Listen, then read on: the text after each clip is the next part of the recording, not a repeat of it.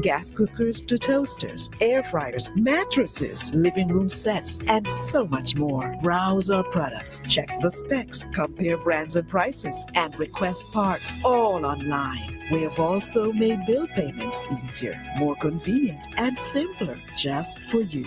Log on to www.singersvg.com to learn more. Singer, your family company is keeping up with you and the times. Visit our website today and experience a whole new world of Singer, your trusted online family company. St. Vincent and the Grenadines. It's a whole new world out there. Reaching new customers and getting products faster. That's what it's all about. Ocean freight rates are skyrocketing, so don't pay more for slower service. It's time to switch to faster, more reliable air cargo service with SkyMax Cargo. Up to 3 flights weekly to and from the USA, Puerto Rico, and the Caribbean islands. Providing excellent import, export, and e-commerce solutions to put you ahead of the competition. For special low rates on small packages and air cargo, contact SkyMax today. 784-456-5400. Local agents SwiftPack Interprime Cargo. Call 784-456-5400 to book your shipments today. 99.9 WEFM. WhatsApp us or call us at 457-9997. Activated Mornings on WEFM 99.9 is on now.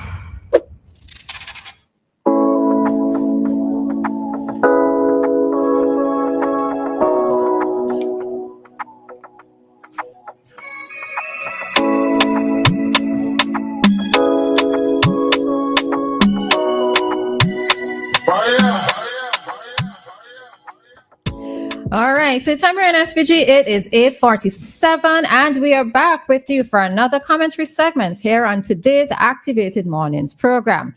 In studio, you have Dianna, Cain, Dr. Gerald Thompson, and myself, Roleza Samuel, and we are going to head into another topic at this time. Remember, it is an interactive program, and if you wish to be interactive with us, the number to call is 457-9997. We are also live on Facebook and YouTube. All righty, so let's head into this one. Reading from Eyewitness News. This is a court-related matter. So a woman who stole $167,000 from the government gets a suspended sentence.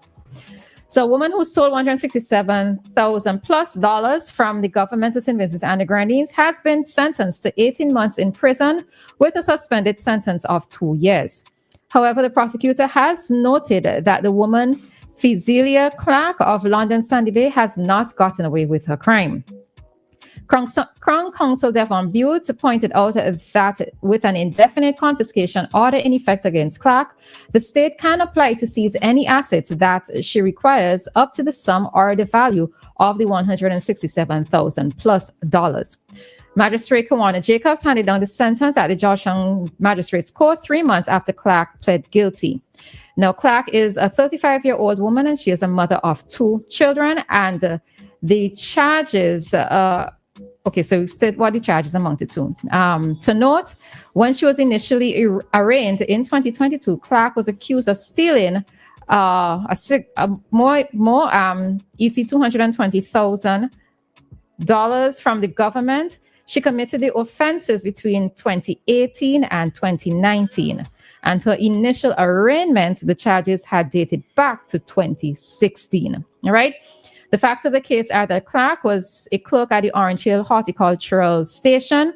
Her duties included collecting money for services provided to the public and paying it into the government's account.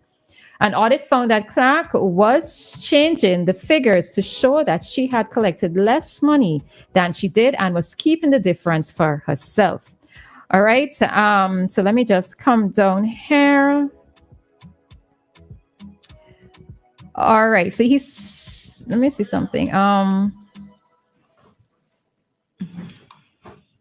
All right, so the prosecutor pointed out that Clark should not think that she had gotten off. It is not the case, as the order is indefinite until the money is recovered in cash or assets, no matter how long it takes. He asked the magistrate to use her sentence to hold Clark accountable, adding that it should reflect the breach of trust and confidence that was placed in Clark. All right, so she was given 18 months imprisonment, suspended for 2 years. And just something else, I kind of didn't mention it, but at this time, there is no sort of account for where the money was spent. All right. He's saying that he, being her lawyer, he was saying where the money gone. He said that it's not in Clark's bank account, nor was it reflected in where she lives. Okay, so just a few things for us to point out there. So, yeah. Before I give my thoughts, let me hear from you, Dianna. Hey. I don't really have much on this one. Well, the first thing I want to say, you know, these are the type of things. What she did there, what they said she was, according to the information in the article, she was collecting money for the service, and then she was putting in less than she was actually collecting, so she could keep the rest. This is the kind of stuff that rich people do and get away with, you know, all the time. You mean white collar crimes? Correct. But anyways, as I continue to read, you mentioned it was so interesting to notice that they said that the money is not in her bank account and the money is not reflected in where she lives. I mean, of course, curious question, where, and you know, they could joke around and they said it there as opposed to say, where the money gone? It's interesting to see where the money has gone. I don't know. I really don't know what I don't know what to think about this at all. To be very honest, I'm not condoning stealing. I'm not condoning what she has done. But I kind of am not too upset with the sentence either. And that's not because she's a woman. It has nothing to do with the fact that she's a woman, right? But just kind of not upset with the sentence that much. But I'm not condoning what she did. Just saying. Yeah. Do you know, hey, this is interesting because I've heard a few comments saying, blaming, well, it's the government. It's, the government allows this to happen and so forth. This is the sort of thing that happens under this government. But the lawyer who represented the client is a candidate for the NDP. Mm-hmm. But the reason why she did this also has come out. And obviously we can't Why is the reason she did it? Well, there's certain things you could say on radio and certain things you can't because the law is for the radio station and so everything. But clearly they are implying that and it was said by the lawyer too, that the Prime Minister had said some men commit crime to deal with high maintenance women. That this lady, she basically was using the money to help with a high maintenance man in terms of the person she wanted to keep, the person she might have been in love with, the person she wanted to help. Basically, that's where the money has gone. And it is fitted away. I could use Poser's other term, what he would talk about, a bank, if we could say that on radio, but well, he's someplace, but anyway, he's someplace, yeah. Yes, we talk about hairy bank, but it's not in that case, it's the opposite, and so forth. And that she basically was using it not to rebuild her house and put up nice decks and so forth and furniture or the food or clothes or anything like that. And basically it was for she got caught up in this kind of relationship and so forth. It's unfortunate, but you see, there may be no justice in putting this lady away for a long period of time with 2 kids being stranded, 2 young kids and so forth. And maybe there's some leniency. It does give an impression that somebody says, well, look, somebody who steal $100 and so, but the difference was she pled guilty. She said, I am guilty. She came forward and outlined all the information. She didn't waste the court's time. There's a big difference with somebody who pleads not guilty and let the court run through. It's a higher sentence. You understand? Whereas when somebody says, I'm guilty, and they show that they're sorry for doing it. They show, I went up there, I bought stuff. I remember this lady. You understand? I paid. I don't know what I didn't pay by check or credit card and so forth. That's a point about when you pay by cash. Cash is collected. And so if the payment was a payment system, as I travel, it's hard to pay with cash as you travel. You got to use some bank card, debit card, credit card or something. So no, right? But in this particular situation, the cash would have been an enticement, and looking around, there may not have been she might have been trusted and she had a different motive. But the fact that she pleaded guilty and she didn't waste the court's time, there's a different level of sentencing for somebody who pleads guilty and shows that she is sorry than somebody who pleads not guilty and is found guilty and then basically has to be sentenced based on the not guilty plea. One thing I just want to add. I wonder if they looked into the fact that they can't, well, according to what is stated in the article, they have no idea where the money went. So she may, I don't know how, she may have been somebody who is struggling financially. She has children, but the money is not in the account. It didn't go there, and they have an idea where the money. House. They have an idea where the money is. She was able to reveal where the money went, but there isn't an accounting that there is a house that you could then sell or you could auction or something like that. But if I don't know where she lives, if her house is a small house and it needed fixing. But if she stole all of that money for however long and she didn't put it into any of these areas, I mean, to me, if I hear that you take money like that, it seems that you're in need, right? But the money didn't go to the places where we think the money would have gone to. So I'm sort of curious about that. As I've told you, Dianna, I've told you where the money went. They know where the money the mining man. That's what Doc's saying. They went to mining man. The fact that it's in print, where the money gone. So nobody knows where the money gone. They know where the money gone. That's part of her pleading guilty. She came forward and basically, so if she was tight-lipped and wouldn't say anything, she would have gotten a tougher sentence. You understand? But where the money went, they can't go and retrieve it because it's already been spent by that individual. All right, so let me just share my thoughts. I see somebody calling, but let me just. Okay, it's okay. No. Oh, all right. Share my thoughts with this, right? I hear Dianna's points of, maybe she was going through whatever, but to me, stealing at no point is ever correct, right? Mm-hmm. And this entire article does raise several questions to me. One of them being, didn't she have a supervisor? Who was she accountable to? Who was she supposed to be answering to, right? Because while it is that, yes, you might be the one collecting the monies for the state, aren't you supposed to be reporting to somebody? What happened to the issuing of receipts? Who is actually supposed to be checking this information? Why did it take so long for this, the discrepancy for it to raise its head, right? To me, another signal with this is that basically, to me, she got away with it, right? You're given 18 months and a suspended sentence. And then, yes, there's a confiscation order that is in place for if she happens to come into some sort of assets where the government can recoup their money. Clearly, this is a woman who doesn't have much means, because if she has taken this money and there isn't anything tangible to show for it, then the government is never going to get back. How she get away with it? I don't understand that. She's given 18 months and a suspended sentence. How is the government getting back their money?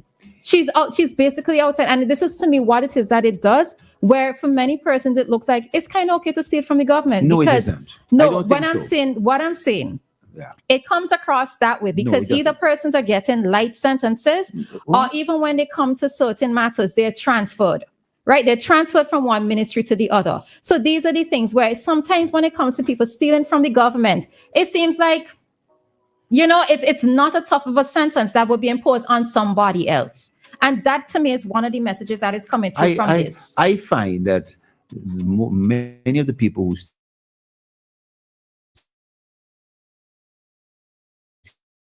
steal from government. Be tightening up. So they get away with it, which goes back to my point. Because of due process, but they will eventually go to jail because they plead not guilty. You understand? And when the court case comes up and they're found guilty, they will go to jail. The people who've gone to jail, it may not make the headlines and so forth, but you see it in that page with the court and so forth. A lot of people go to jail. You know what I mean? But in terms of what will be served with this lady going to jail, right?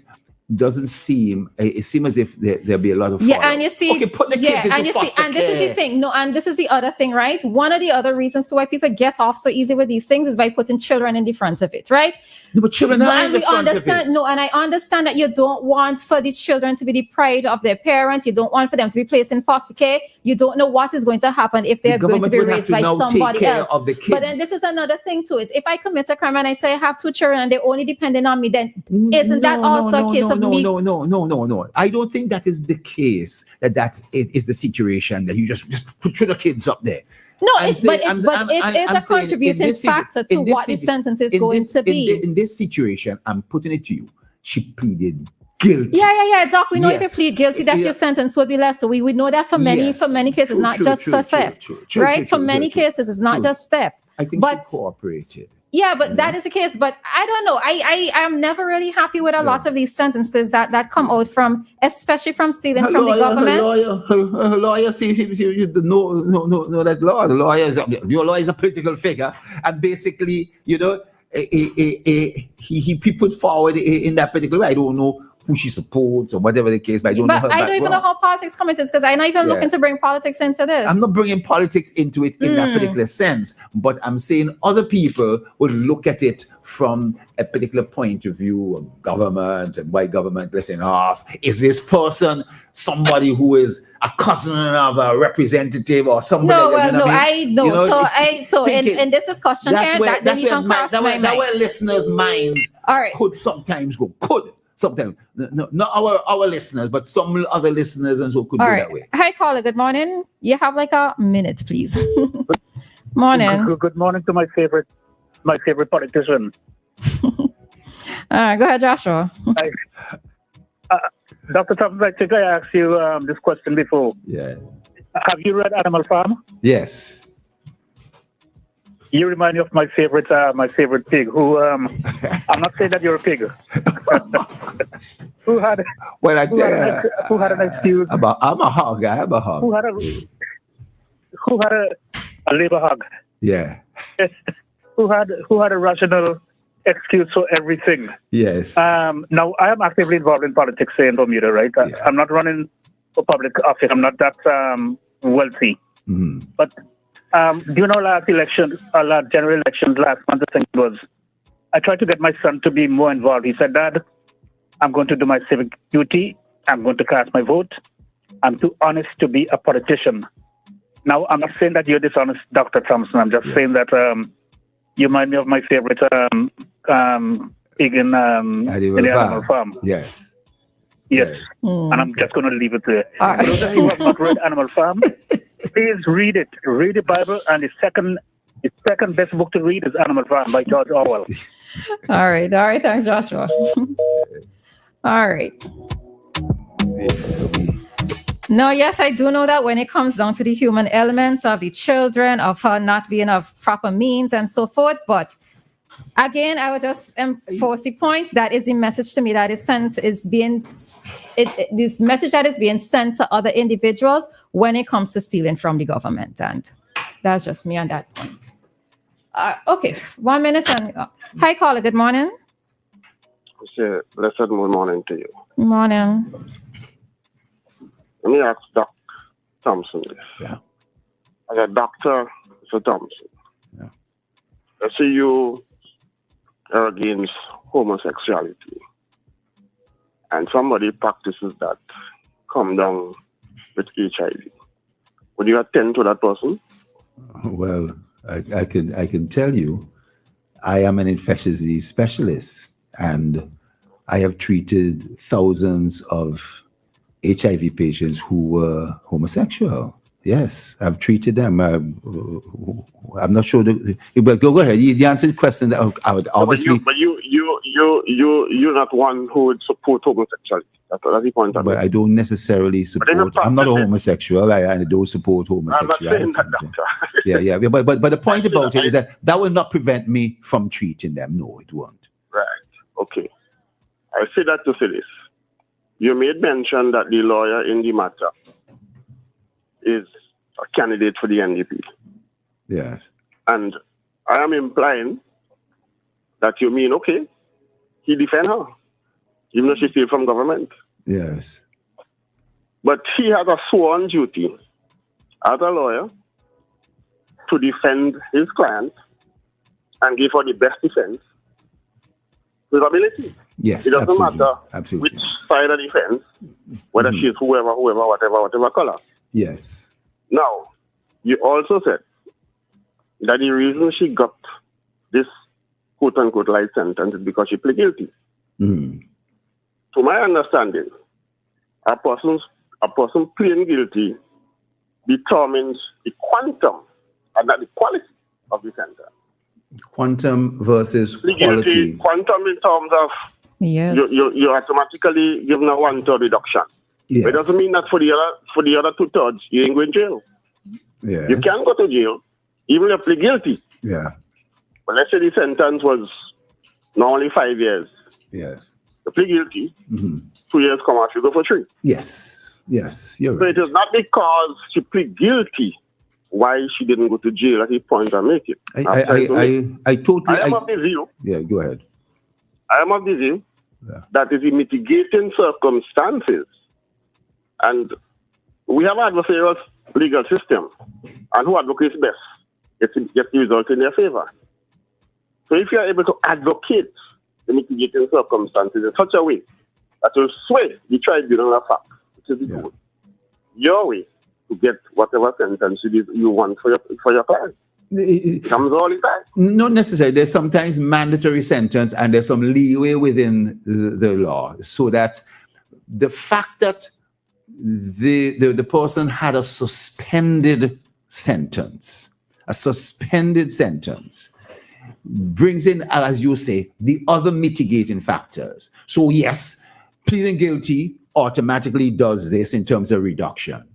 But the other factors added to that, I'm sure this is what you're saying, would have created that whole particular scenario. And I think that, one, it's her level of cooperation, even though the question was still asked where the money is. I think her level of cooperation, that wasn't necessarily reported in terms of detail in the court case itself, because there wasn't that type of trial. So that information would have come out. Where the money, what happened to it, what she did, this, that, how she did it, what the weaknesses were, and so forth. I think she came clean with the whole matter. Yes, Sam? The point on where the money gone, lawyers are very crafty. And that is how a lawyer will craft his mitigation in such a way that it will look that way. It doesn't necessarily have to be that way. No, I'm saying that even Dianna pointed out where the money gone. Another person where the money is government money and so on. But the point is that these other factors besides even if the money went where the people are conjecturing that it's gone, it doesn't impact our sentence. I'm saying the judge, what it should impact the judge has that particular leeway on top of the fact she pleaded guilty. The judge has that, so he's able to use all these factors to say, I'm going to put a sentence. And as you rightly said, the prosecution might have agreed with this too, so that they didn't push back on this, and they would have been asked, and in sidebar, they would say, yes, I think we could do it this way because... You read what the prosecutor said? Well, I read what the reporter reported, what the prosecutor said. But the prosecutor would have said 50 times more stuff that would be too long for the writer and the reporter to write it out all out. So there's a lot of stuff that you and I haven't read in the report. Don't take the report as being finite, and that's all that was said. No. Dr. Thompson. Yeah. I was a prosecutor for many years. Okay. I understand the system. I understand how it works. Well, I don't have a monopoly on it. No, but tell us what the prosecutor said. Sorry, what did the prosecutor say? What did the prosecutor say? Huh? You said you read it. I know. I'm checking to see what you read. So I read it. I read what was put down in black and white in the article, but I don't know as much. So what did you know that the prosecutor said? You asked me that. I'm asking you. All right, y'all just trying the same question back to each other. You said all around that there are certain things that can be said on radio. You said that, okay? Well, put it. We can leave it at that. All we can leave it at that. Listen, you are agreeing with me that a lot more was said than what was put in print. That's the point. But that still ain't come down to the substantial point of the conversation, though. Yeah, no, it doesn't come down. But listen, it's a substantial point to the conversation is that there's a lot that was said that one can't be talked about on radio, as the caller said, and two, that wasn't put in print because a lot that may have been said. Because the writer of the article didn't hear it directly. All right. Thank you very much, caller, for your contribution this morning. Sorry, brother. Sorry. No. Yeah, we went over time, but I'm glad we took that call. Yeah, it's I don't know, boy. I don't know how I feel. Well, now I've expressed how I felt about it, but it's the messaging in it for me, right? But we're going to have to leave it there. Really, I feel bad because I know I gave money for things I purchased, and that individual would have taken it, and so forth. I feel bad about that. That could be used to do all sorts of things. Just say you see people putting articles about the thing up at Dumbarton, the greenhouse park. The Orange Hill people who were there, they all moved to Dumbarton. They all moved to Montreal, where the greenhouse park is. They left after Soufrière erupted. They moved out there. Were out there for 2 years. Then they moved back to Orange Hill. This directly related to this story? Because it's from Orange Hill. Doc, you see, this is how we just go off on tangents now. All right, you know what? We ended this segment, everybody. We end the segment. All right, so the time here in SVG it is 9:12, and it's going time for us to bring to you today's ECCB currency exchange rate.